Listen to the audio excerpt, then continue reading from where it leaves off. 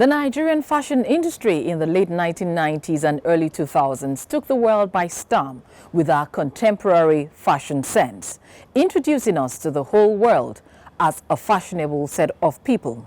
One of such individuals who took Nigerian fashion from here into Africa and to the rest of the world is who we're here to meet as we welcome you to another lovely time on Executive Discourse. I am Ololade Adeniji Adele. On this week's episode of the program, we're here at the abode of a man popularly called Mudi Africa. He it was who first took Nigerian fashion, Nigerian designs outside of the shores of Nigeria and into the West African sub-region. Let's get to meet this rather interesting and quite artistic man. Please come with us.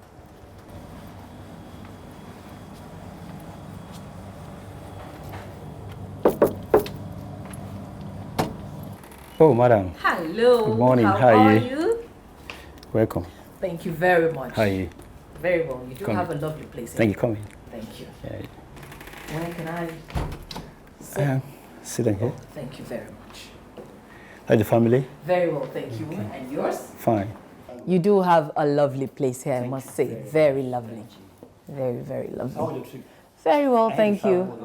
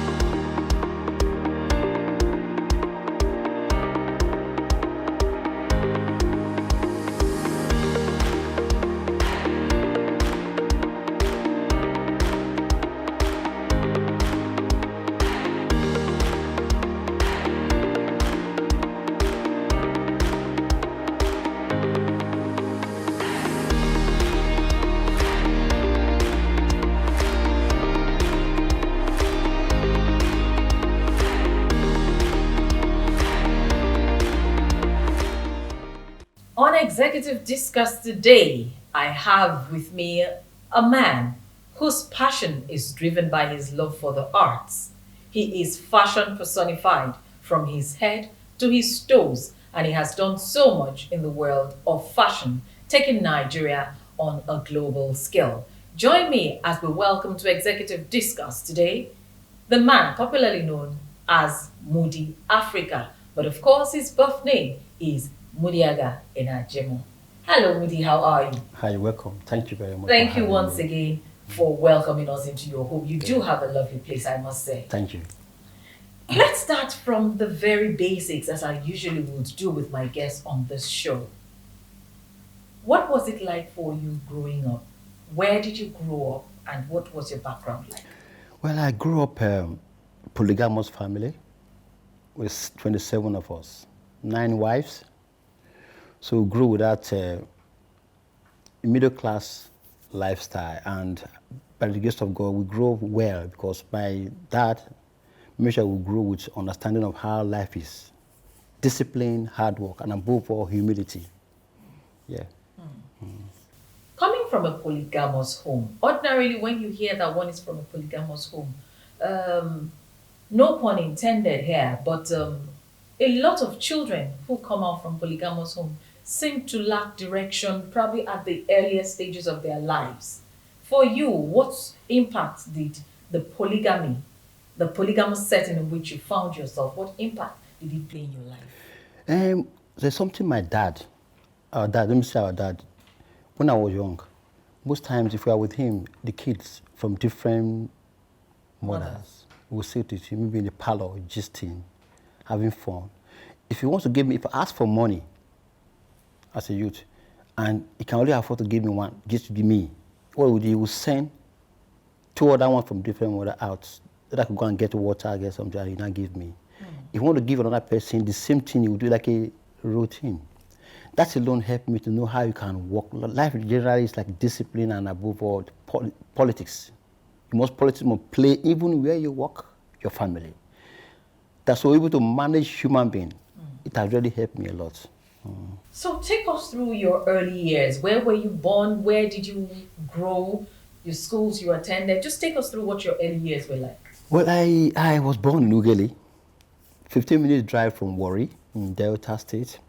I was born in Ughelli, grew up in Ughelli, schooled in Ughelli. And when we were growing up, we had that proper upbringing, which is key to one's life. Discipline and above all, contentment. That principle has really helped me a lot in my business and the way I live my life. Yeah. So I came into Lagos 1990. Since then, work. Initially, when I entered Lagos, I worked with an uncle of mine. I was drafted to the section where you're into lighting, not far from 7-Up. I was drafted to this finishing section to supersede finishing part of the job they were doing then. And because of my attention to details, during break, I would be sketching as an artist for the fun of it. Okay. I never knew I was going into fashion designing. I was just doing it for the fun of it. So from there, luckily for me, I ran into two of my friends who actually told me that, Mudi, go into fashion designing. That was how it all started. You had a love for arts even when you were in school.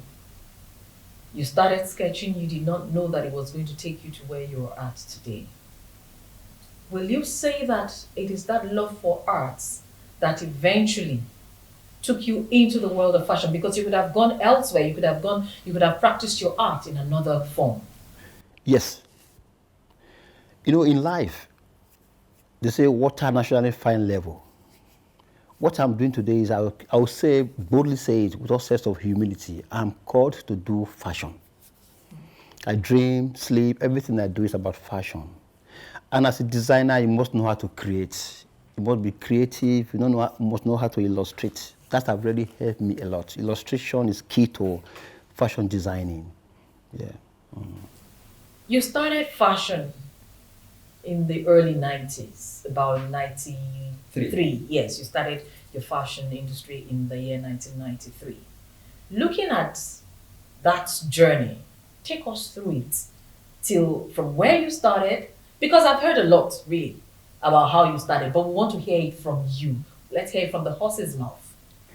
I started in 1993, September to be precise, when two of my friends asked me to go into fashion design. I was a bit confused because it didn't occur to me to go into fashion, but inside me, illustration is part of my life.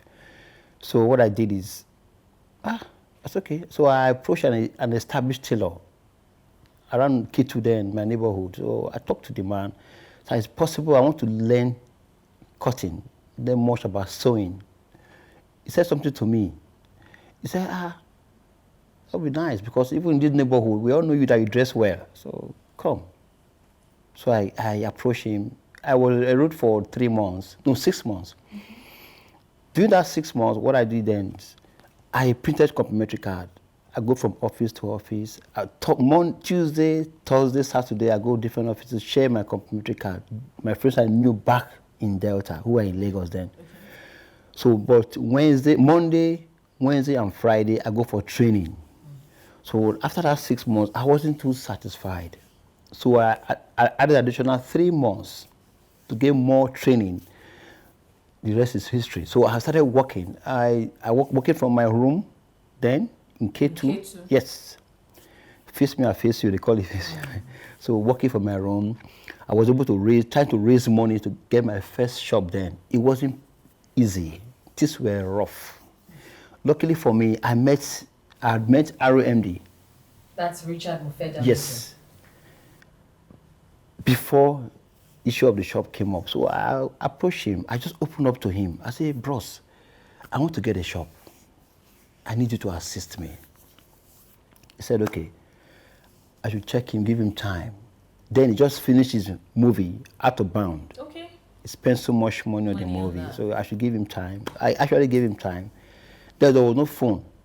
I'll go to his office. He will say, "Oh, Mudi, okay, I promised you, come tomorrow." I'll go tomorrow. Oh, check me next week. I'll go next week, check me Friday, until he now gave me the money. The day he gave me the money, he said something I will never forget, very touching. Maybe he said it out of experience. He said, "This Mudi, this money I had to give you, so I don't want to regret it." Yes. I said, "No, bros. No, we are all from Warri. Most time we discuss more pidgin Yes, English." you use your street lingo. Yes. I said, "Bro, no, don't give me the money. Give it to your junior brother. Let him go and pay with your name." So they paid 47,000 naira. Wow. We paid 2 years on his name. Your basic instinct is just to say, let me help him so that he can be on his feet. What he does with that thereafter is entirely up to him. But help you must, or assist you must. So you don't really project and see and say to yourself, I know this one will be a big superstar one day. If you look for that criteria, you probably won't help anybody because you probably won't see it. You can't see it. At that early stage when the person can hardly string two things together or two pennies together, you can't see it. So you don't. That's not the motivation. It's not whether he will become this global brand someday. It is more of so that he can succeed at what he does. So at least he can have a fair chance to succeed at what he does.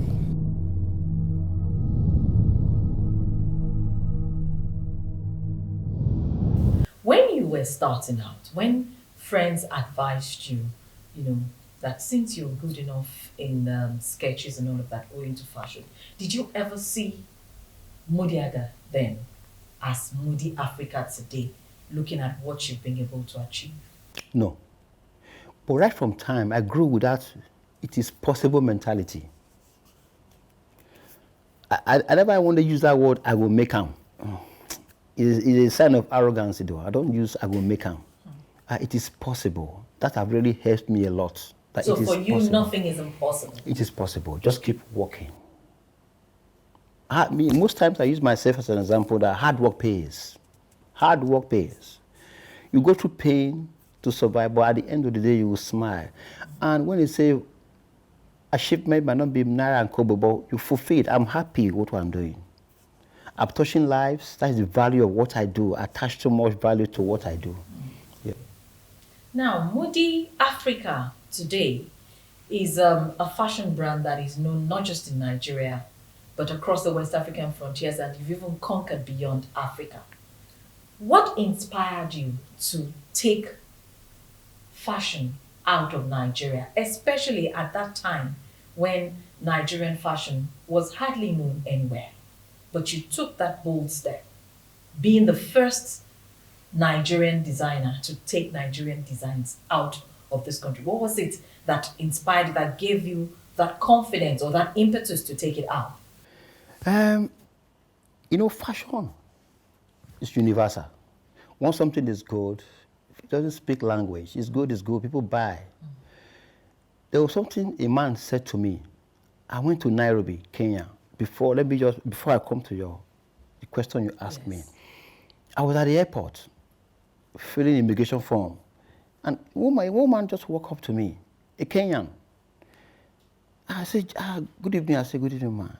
Are you Mudi, the fashion designer in Nigeria? I said, yes. Oh, my husband buy your clothes. Go have a shop in Nairobi.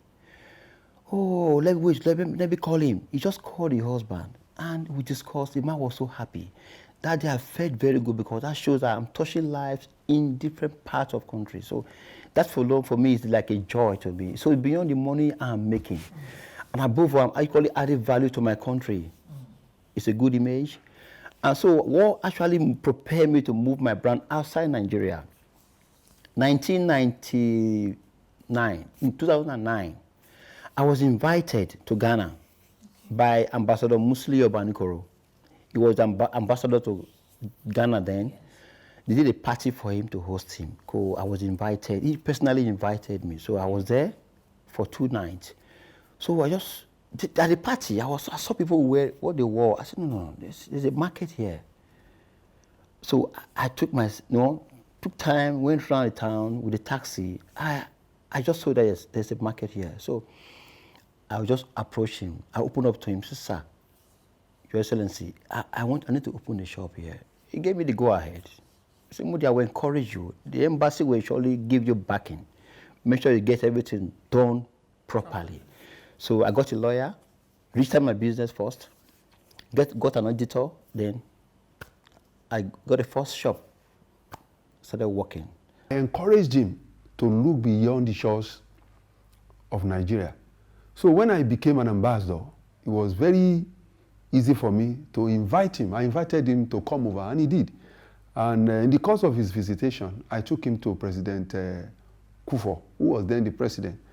And I introduced him, and I told President Kufuor to give the young man a chance by patronizing him. And he did. And from there, he came back to me and told me that he wanted to have a branch within Accra. And I encouraged him. I made some provisions for him in terms of transportation and assistance, in terms of a tour guide. So eventually, Mudi was able to put things together, and he opened a branch in Accra during my tenure as High Commissioner. And I also did not disappoint him by ensuring that most of my colleagues were also on hand during the opening ceremony to support him. He's an individual you can use as a good example of what Nigerian spirit is all about. Because when you see a young man who is not ready to cut corners, his focus is how to use his God-given talent to better himself and also to showcase to the whole world what Africans can do in terms of fashion.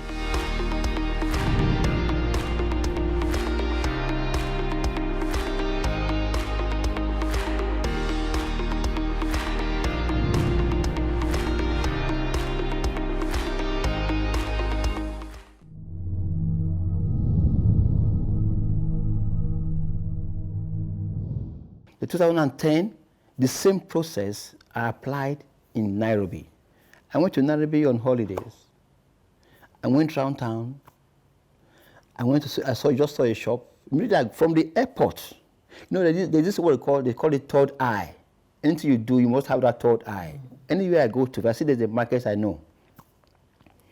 So I just went around town. The following morning, I went to the Nigerian embassy in Kenya. I met with the ambassador. I opened up to him that I'm here for a mission. He said the same thing Abanikoro said to me years back. Mudi, right from Nigeria, I've heard the name Mudi. You're not a stranger here. And he said something very remarkable. He said, Mudi, in this country, we need people like you to come and redeem our country's image. There are a lot of people who are giving us bad name in this country. But please, come. You come in, it will be like a positive thing to our image. So he gave me the backing. At the same process, I got a lawyer, an auditor. I opened a shop. It was commission. The same process, that same 2010, yes. I opened the same process. I moved to South Africa. The same process. I went to Pretoria. I met Buba Mawa, our ambassador then. Yeah. He gave me the same procedure. They got me a lawyer, registered, I got a shop. But were you not scared that you were going into uncharted waters? Especially going by the fact that back then, we grew up with the notion that clothes from outside Nigeria were better off. And Nigerian fashion wasn't really known worldwide like that. So were you not scared? I wasn't scared. One thing, anything you do, you must believe in yourself. It's key. Self-confidence is very important. I know what God has blessed me with. I know what I have inside. So by the grace of God, the willpower, the determination, discipline, above all, the focus, I feel can take me anywhere. Is it not about being a Delta boy? Because you see, the average Delta or worry boy believes he can conquer anywhere he goes, even if he doesn't have a dime in his pocket. No, with all sense of humility, I would say yes. But the other way around is a Nigerian thing. Okay. We are all determined to succeed. Most times the environment you work from, at times you get scared, get frightened with things you see every day, distraction, but you must remain focused. Nigerian fashion has grown in leaps and bounds over the years, and somehow we seem to have taken the world by storm in the sense of, the contemporary nature of our fashion. What do you think has brought this to bear? Not only the fashion industry, music, yes, comedy, but with specific movie. Yes. But let me come to the issue of the fashion. One thing that really helped us is diversity. Igbos are coming with their concepts, Rivers, South, Yorubas, the Hausas, the Middle Belt. So we have a lot to inspire us, which is key. Unlike other countries where what they have is just one tribe, Nigeria has different tribes. It's really helping us. And above all, we are very determined people. We are very, try to upwardly mobile people, and we're very fashion conscious people. That alone drives the imagination, drives the competition, drive quality. Because we've come a long way. We've tried. Yes. If you check the things I made 15 years ago compared to what I make now, there's so much difference.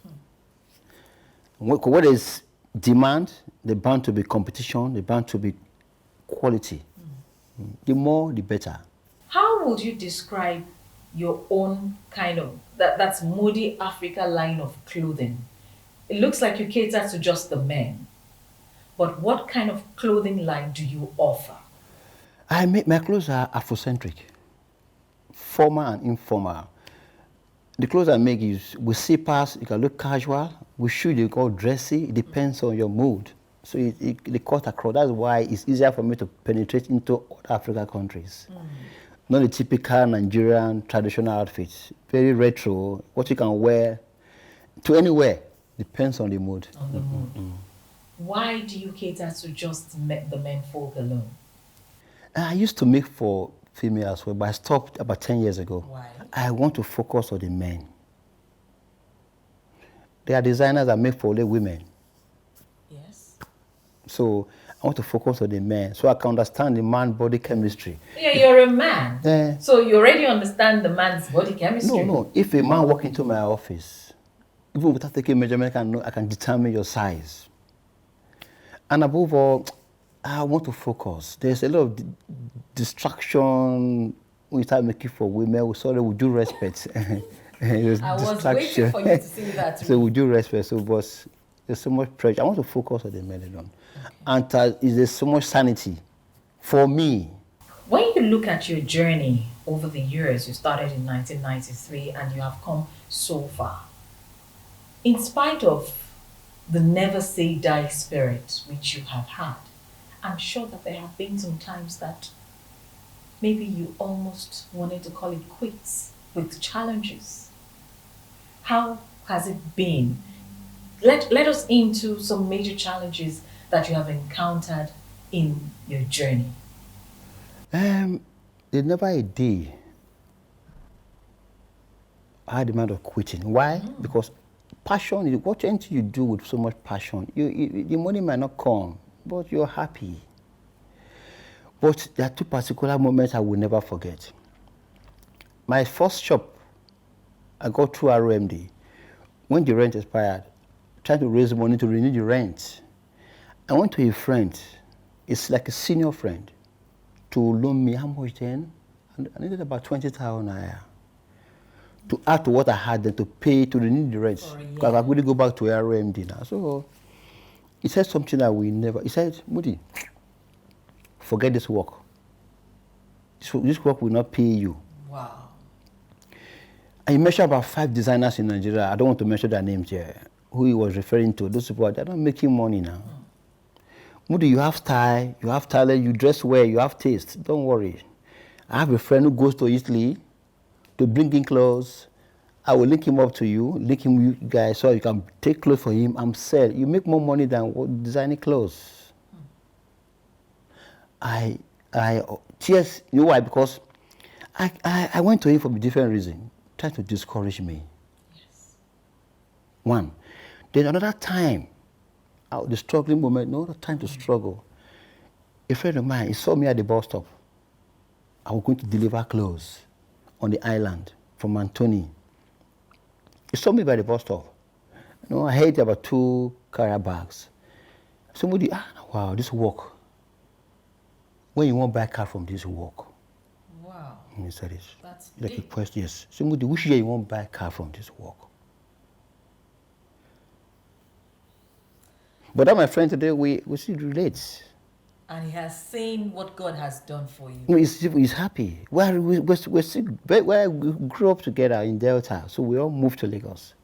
The question was very touching, but So those were times that you really felt low in your spirit, but you decided to forge ahead. that it is possible. You started in K2, and we've heard about, how you always went around then with your sketch pad, and even when people could not afford to make clothes, you will go to the page of the sketch on the sketch pad that has boxes to want to convince anyone to buy. Looking at that place where you started from, did it in any way influence the kind of fashion that the kind of fashion line that you have today? No. The only thing that I gained from that's A one-room apartment also. Yes. Contentment and hard work. All right. Maybe for our viewers to get a better understanding of what we're talking about, let's meet 1 or 2 people who actually knew Mudi from way back when he just started in that one-room apartment back there in K2. Let's get to see them. He has fantastic attitude, friendly, very humble, and he had good relationship with my late husband, who was the landlord. Everyone in the area can attest to his exemplary character. Mudi Aga, like I often call him, meaning stand well. He's a friend, a very good friend, good enough to be a brother. He's an adopted spiritual son of my dad, so we are more like brothers. My mom had a provision shop where Mudi used to shop. He would meet us there as guys, we would greet, gist, and before you say 3-4 sentences, Mudi, who always moved around with a sketch pad, his sketch pad, would open his sketch pad and show you sketches, drawings of designs of attires and outfits and stuff that he expects you to patronize him on. And anytime he saw that you couldn't afford any of that, he would flip to another page where there were basically boxers, so that you had to buy one thing or the other from within his collection. That was how we basically knew within the area.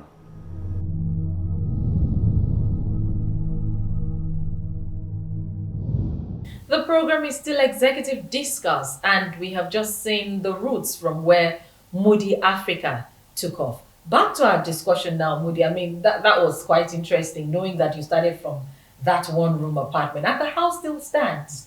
Wow, that's interesting. Looking at you, looking at your business, your line, your clothing line over the years, how affordable is Mudi Africa? My clothes are affordable. There's this perception. Is it perception, or how would I put it? People, clothes are very expensive. I tell people that anything you do, want to do it well, put a price tag. I won't tell you my clothes are made for the elite alone. No, I won't tell you I'm made for.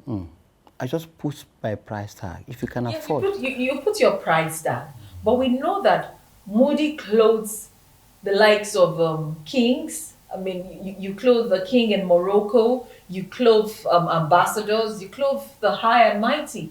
So maybe for the average person, they might say Mudi is not so affordable after all. You know, madam, there's a market for everybody.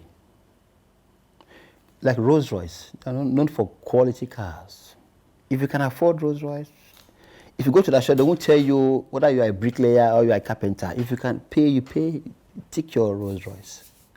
At the end of the day, what you are buying is of quality. It's what matters. Because if you buy an outfit for a low price, you get to, maybe you go home, not well made, you will forget the price. But if you buy it, no matter how expensive, and you're happy with what you bought, you'll be happy, you forget the price. Exactly. What matters more is quality, and good things don't come easy. In your line of business, I know that oftentimes designers, tailors usually have high turnover of workers, of staff who work with them. And this can be challenging. How have you been able to maintain your workforce over the years? Because I spoke with some of your staff and they've been with you since like forever. How have you been able to maintain your staff strength over all these years? I think one thing that really helped me is people say humility. Just be practical, be yourself. This environment, unfortunately, it's difficult to be yourself. Any day my staff are working all night, I work with them. Part of discipline. You stay with them. I stay with them. Because it's a double, it's like it, how would I put it? Double M. You're monitoring, you're motivating. 7 o'clock, I'm in the office. There are times, if I walk through the workshop and a thread fall off from the machine, I pick it, I give to the tailor. He doesn't take anything from me. Because you're making them feel as you appreciate them, they're human. And don't do your best to them, because they have conscience, difficult to hurt you. Just do your best and leave the rest to God. I'm not perfect. I have my own challenges, but what I do is I'll treat you as a human being. So long you're giving me what I want from you, I'm okay. I'll treat you as a human being.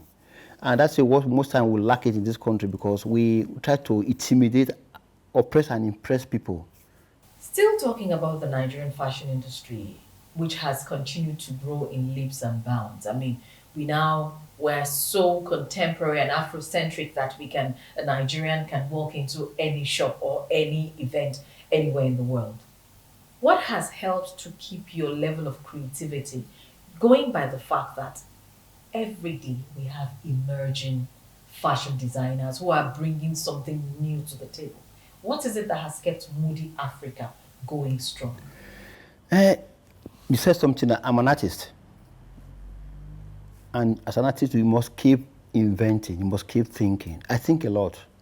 That's the one thing. I can be with you now, be just but my mind is gone. I think a lot. And the day I stop thinking, that will be the end of Mudi. Because you must keep coming out with ideas.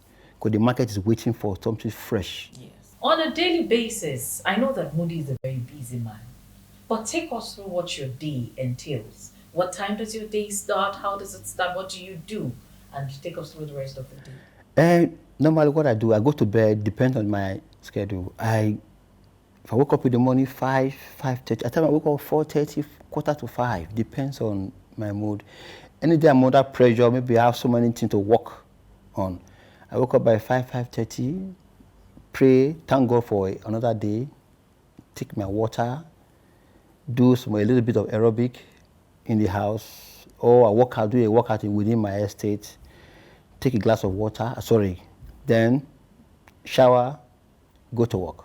I leave my home 6:45 every day. And I get to the office 7 o'clock.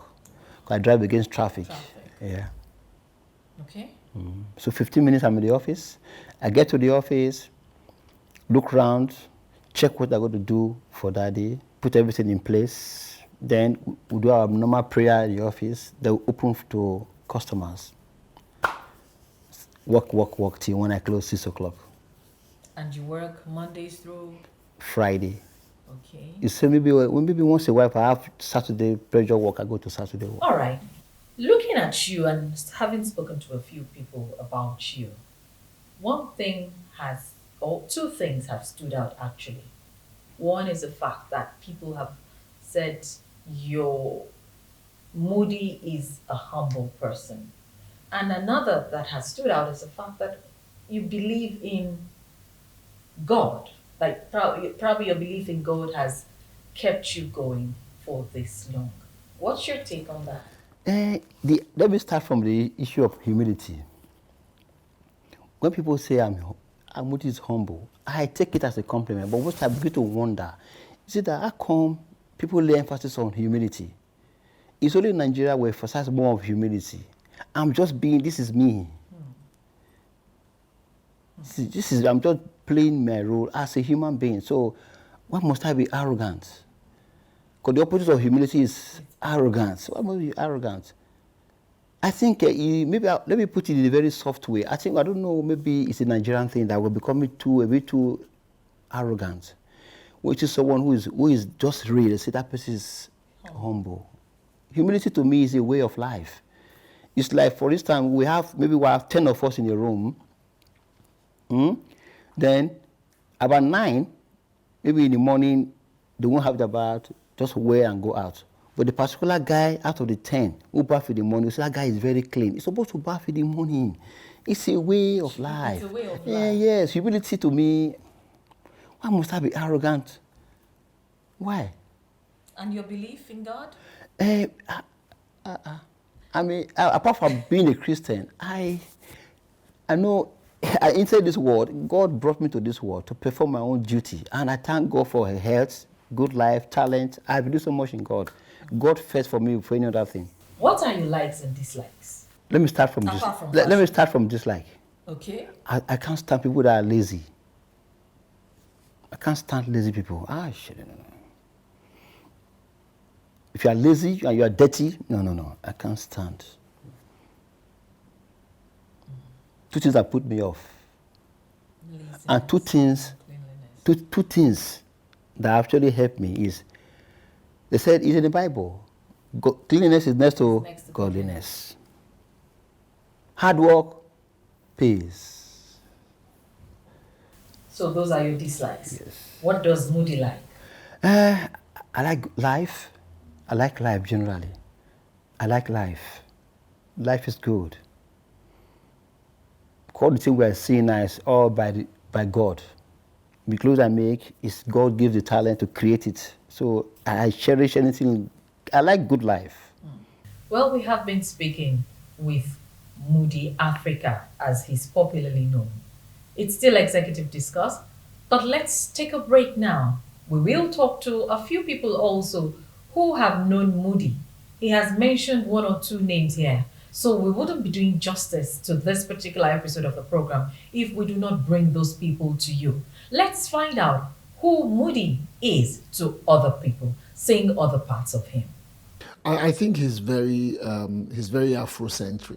That's the good thing about his work, which is why he's Mudi Africa, not just Nigeria.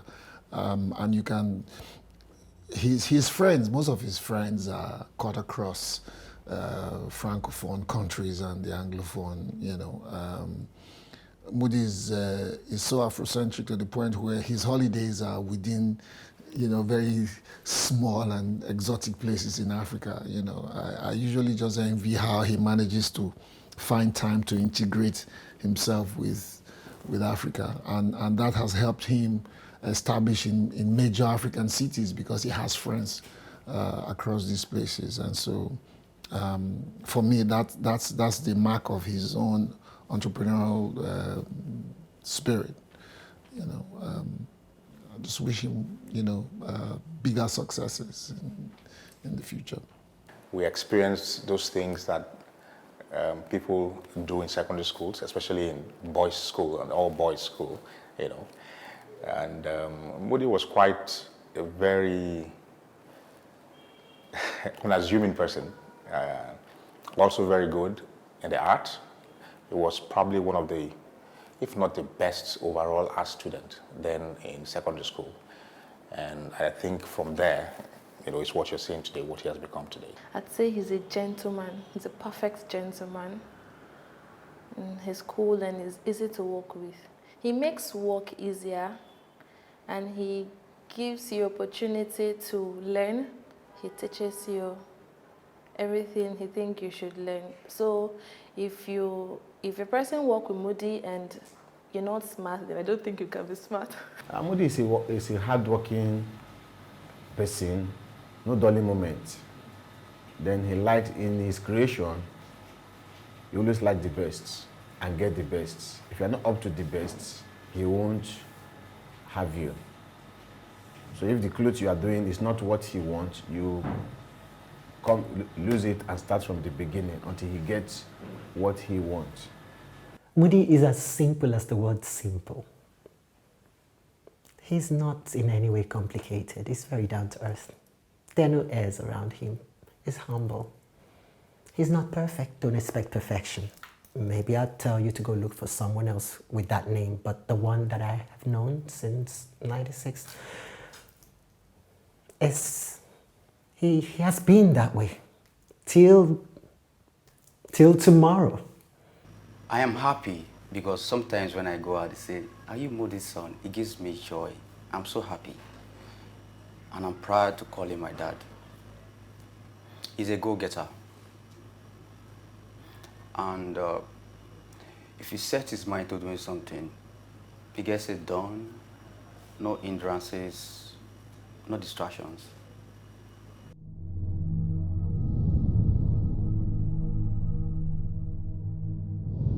Still good to know you're here. The program is Executive Discourse.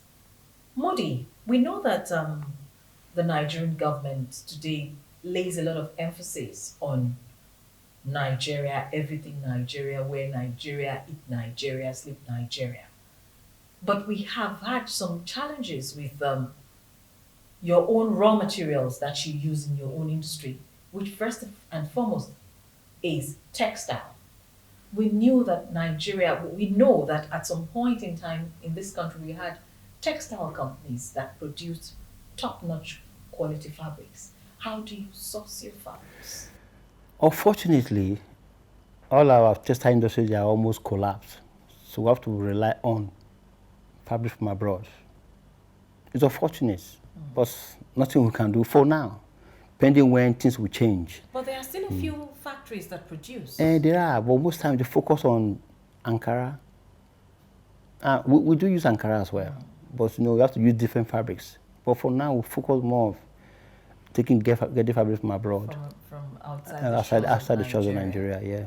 How easy is it to source these materials? It's difficult. And one thing that really helped us is we have traders, businessmen and women who go all parts of the world to bring in fabrics. So there are times I want to travel more than 4 times in a year to get fabrics. Because there are shops, there are the market. Our market is the biggest textile market in Africa. That alone is enough for us to feed our eyes, see what we like and buy and make use of. Mudi has told us that yes, even his job helps him to relax. But I'm sure that there are some things you also like to do in your quiet times. Because the idea of this program is for our viewers to really know through and through who Mudi is. Can you take us through those things? Once in a while, I go for live band. Listen to me, I do. Once in a while, maybe once a month, maybe once in 2 months, depends on my mood. There are this Ebony band. Anywhere they go to play, I go to watch them. Yeah, Ebony. God bless. So just have for maybe, I hardly spend more than 2 hours. I'm off to go and sleep. So I can resume work the following morning, 7 o'clock. And we see that you also love to play the piano. No, but I'm not too good yet.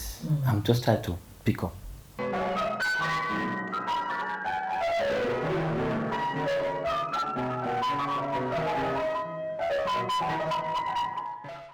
All right, as we begin to take this discussion on a home stretch, for Mudi Africa, coming from where you have, what do you see of your business, your brand, in another, say, 10 years from now? difficult question. Why? Because my belief in life is just let me keep working, keep coming out with good ideas, and let God take me to where He feels I belong. Yes, but you have your dreams and I know, aspirations. madam. My dream is for me to be known and keep doing a good job. Good job sells itself. For me, good job, just I pray for more blessing. Let me keep coming out with ideas. Let me keep working. Water will surely find level. Don't forget there's the demand for clothes. So when there's demand, just keep working. Make sure you come out with new ideas. The market is big. People want to wear clothes. So that's my prayer is God just bless me. Make sure I keep designing. I keep coming out with new ideas. Now, today, is it still the art that determines your dress sense, what you wear at any given point in time? Art is to create. The other one is lifestyle. Because I mean, I'm looking at you now. I find this hat particularly Thank you. interesting. Thank you. You know, art is expression of what you have inside. So what I'm not doing now, I'm just expressing myself. I'm just happy doing what I love doing. And as a designer, the clothes you make, the way you dress, your office, where you live, more reflect your philosophy. As a good designer, the clothes you wear, the clothes you make, your office, your home must reflect your philosophy. It's very important. It can't go wrong. That is why I tell people to do well as a designer, you must be creative, you must have style, you must have taste. You must be creative, you must have style, you must have taste. Creativity to create design. Style is to express finesse about style. Then you must have taste. Taste to knowing colors. What we call design management. It comes under taste. Knowing the kind of button I put in a particular shirt, know the shoe that will blend with this shoe, so you don't go out of board.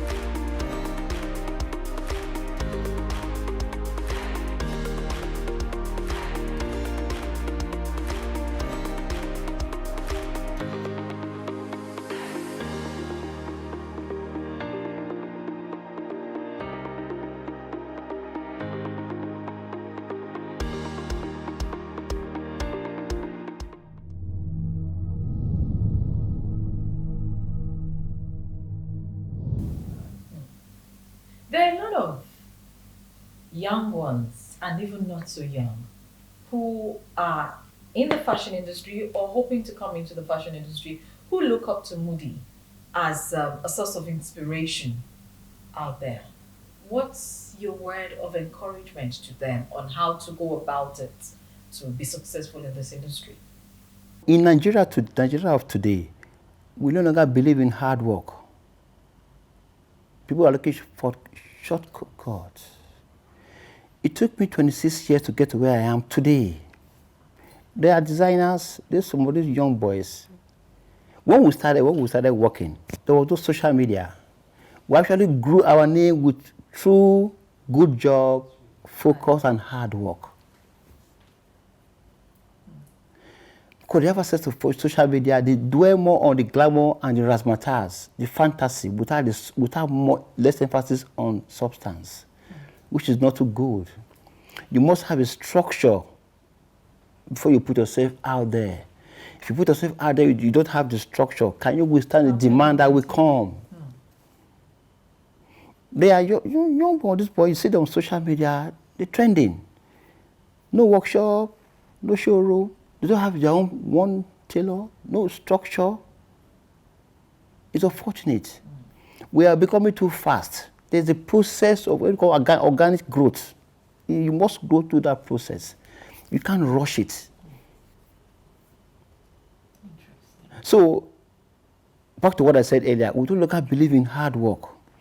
You that are working hard and you're seeing the reward, people say you are doing something else. I take myself as an example. There are people who said, are you sure it's only designers do what he's doing? They've said it to me. Are you sure? Are you just close? Look at his office, look at his house. No. 27 years. Quite a journey. And by the grace of God, I enjoy what I'm doing. I might not have 1 million naira in my account, but my lifestyle, people feel that I have so much money. It's because it's my lifestyle. I believe in expressing myself. I'm just living my life. There are people who are not enjoying the life they are living. So you first of all enjoy your life you are living. You must live the life you enjoy. So you the life you live. And that brings me to a question that I was almost missing out there. Oftentimes, when we talk about designers, even though yes, it comes with some other artisans, but there's always this thing about disappointments where designers, tailors often disappoint their clients given dates that are not realistic. But I've never heard that about Mudi. How have you been able to rise above that quote and unquote lifestyle of fashion designers, maybe in Nigeria, where disappointment is key for them? Madam, if I tell you I don't disappoint, it might sound overstatement. It do happen. It might not be an intentional thing, but it do happen. Take for instance, you come to me, say, Mudi, I want an outfit for my husband. On Thursday next week is his birthday. Can I get it on Monday? Today is Friday. I say, ma, you get it on Tuesday, 2 days before the birthday. Thinking that the particular person that will handle, we call division of labor, that will handle that particular design, maybe 2 of them, the following Monday they come to work. Maybe domestic issue. That issue with that, maybe that kid is not feeling fine, took the son to the hospital, they're not really feeling too nice. It will obstruct the plan. What do I do? I have to look for a way out. But for a thorough job, you know that those people that will take care of the dress, you have to wait till when they come. What you do is to communicate to the customer. So issue of delay, it do happen. No, I don't pray for it, but it do happen. We have to manage parties. So obviously a lot of people lack that management capacity where you now have the clients getting really upset about the situations. It do happen. It's not what you pray for. Nobody likes disappointment. It's painful when your customer is angry. At times it hurts way as a designer, but circumstances. So by the grace of God, I've been able to manage my clients. If I know it will be ready, I'll tell you that, sorry, this will not be ready.